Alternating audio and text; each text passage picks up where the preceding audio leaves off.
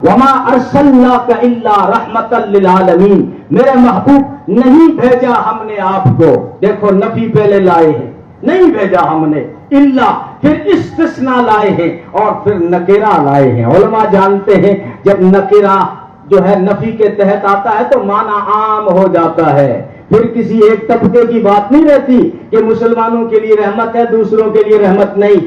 یہاں پر جو ہے عربی گرامر نے بتا دیا، نحو اور صرف کے اصولوں نے بتا دیا کہ محمد عربی کی رحمت مسلمانوں کے ساتھ خاص نہیں ہے، محمد عربی صلی اللہ علیہ وسلم کی رحمت اتنی عام ہے، ہر ایک کو فائدہ پہنچا۔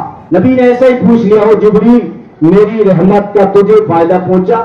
کہا ہاں بہت فائدہ پہنچا، جب تک آپ نہیں آئے تھے میں ڈرا ہوا سہما ہوا رہتا تھا، نہ جانے کیا فیصلہ ہوگا، لیکن جب آپ دنیا میں رحمت بن کر آئے آپ کی برکت سے اللہ نے میری تعریف کر دی، ذی قوت عند ذی العرش مکین مطاع ثم امین، تو مجھے اطمینان ہو گیا یہ آپ کی رحمت کا فائدہ ہے۔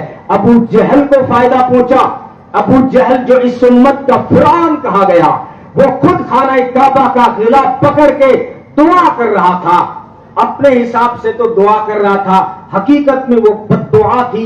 اس نے غلاف پکڑا اور کہا اللہم ان کان ھذا ھو الحق من عندک فامطر علینا حجارۃ من السماء، یا اللہ اگر تیرا قرآن سچا ہے اور تیرا محبوب سچا ہے تو آسمان سے میرے سر پہ پتھروں کی بارش برسا۔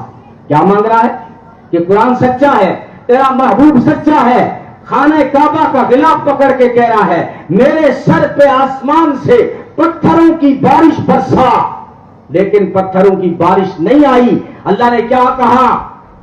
وما كان الله ليعذبهم وانت فيهم، میرے محبوب بد دعا تو خود کر رہے ہیں اور شرطیں بھی پائی جا رہی ہیں، قرآن بھی سچا ہے، میرا محبوب بھی سچا ہے، شرطیں بھی دونوں پائی گئی، لیکن عذاب نہیں دیتا، مانگ رہے ہیں پھر بھی پتھر نہیں برساتا، کیوں؟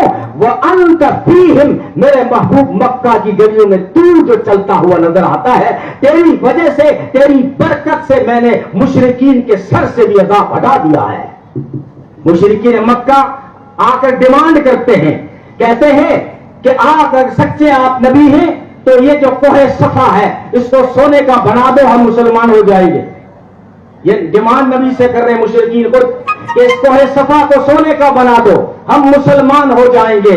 نبی نے ہاتھ اٹھا دیے، اگر کسی کو ایمان مل رہا ہے، ہدایت مل رہی ہے، جنت مل رہی ہے، الہ العالمین تیرے لیے کیا مشکل ہے؟ تیرے حکم کی دیر ہوگی یہ پہاڑ سونے کا بن جائے گا، الہ العالمین اس پہاڑ کو سونے کا بنا دے۔ بلکہ ایک موقع پہ اللہ نے خود آفر دیا، میرے محبوب اگر آپ کہیں نا تو میں عرب کے پہاڑوں کو سونے کا بنا کر آپ کے ساتھ چلاؤں، جہاں آپ سفر میں جائیں یہ سونے کے پہاڑ بھی آپ کے ساتھ چلیں۔ فرمایا نہیں الہ العالمین مجھے سونے کے پہاڑ نہیں چاہیے، مجھے ایک دن کھلا دینا تاکہ تیرا شکر ادا کروں، ایک دن بھوکا رکھنا تاکہ صبر کروں۔ لیکن یہاں پہ مشرکین کہہ رہے ہیں سونے کا بناؤ، محمد عربی نے ہاتھ اٹھانے میں دیر نہیں کی، الہ العالمین سونے کا بنا دے۔ جبریل آیا اور پیغام لے کے آیا، اللہ کے محبوب اللہ کہہ رہے ہیں میں تو چند لمحوں میں سونے کا بنا دوں گا، لیکن یہ جو ڈیمانڈ کر رہے ہیں ان سے وعدہ لو، اگر میں نے پہاڑوں کو سونے کا بنا دیا اس کے بعد اگر یہ ایمان میں داخل نہیں ہوئے تو پھر کیا ہوگا؟ پھر تو میں عذاب دوں گا اور انہی پہاڑوں کو اٹھا کے ان کے سر پہ ماروں گا۔ یہ بات منظور ہے؟